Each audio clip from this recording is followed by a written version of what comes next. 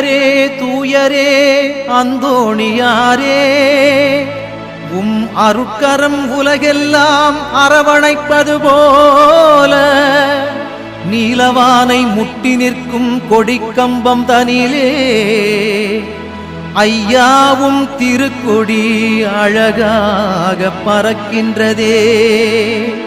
எட்டு திக்கும் திரண்டெழும் பக்தர்கள் அனைவரையும் வருக வருகவென்றே அன்போடு அழைக்குதையா. புனிதரின் திருக்கொடியே வாழ்க, நலம் தரும் ஜீவனதியே நீ வாழ்க.